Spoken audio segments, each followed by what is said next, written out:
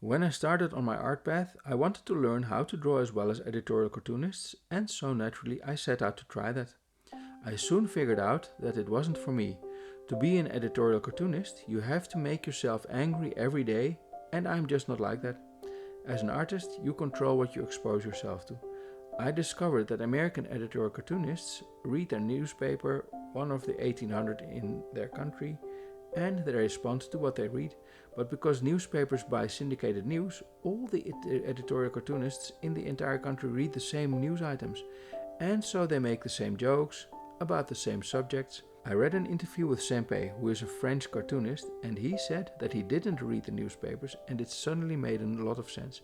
He has these fantastic cartoons, for example, where parents bring their child to school in the rain under an umbrella, and as soon as the children are through the gates of the school, they are out there in the square dancing in the puddles of rain. And of course, if you think about it, rain is just water. So that must have been an observation he had where he saw parents being precious about rain and children enjoying the rain. That's an interesting insight.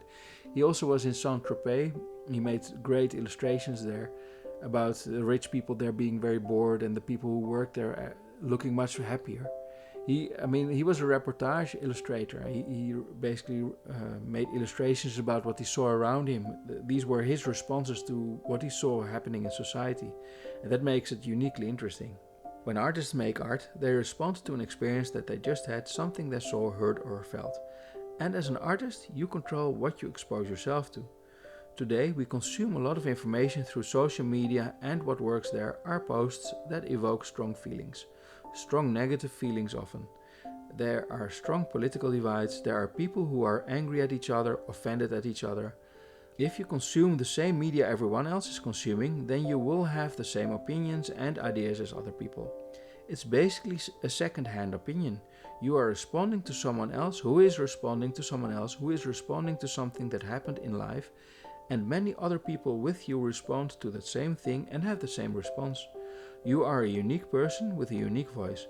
Try to experience the world firsthand. It's like when you copy the work of another artist, you copy the simplifications and idealizations they made, and with these simplifications and idealizations they were saying something about the thing they were looking at, and you're learning how to express the same things. This is a useful exercise because of that, because you can learn a lot from it, and artists have done it for the longest time. Rembrandt copied prints his master had in his possession. Students had to copy casts at ateliers for the longest time, copying the idealizations and simplifications other artists had come up with. But do also try to experience life yourself and try to come up with that directly. Don't be like the editorial cartoonists who illustrate an idea another journalist had. Be like Senpei, walking through society with amazement and documenting what you see, showing what you see, saying what you see, telling us your unique view. Exercise. Consider what input you get every day. Are you on social media or reading the news a lot? And are those influencing your ideas? Think of other things you would instead like to be the input of your creative brain. Maybe go for a walk, be in the moment while out and experience it. Or maybe read a good book or go to a museum or have a conversation with a friend. Experience life and then show us your view on things. Don't respond to second-hand opinions on social media and in newspapers. Carefully choose what inputs you allow yourself to be exposed to, because these will show up in your work as an artist. Thank you for drawing.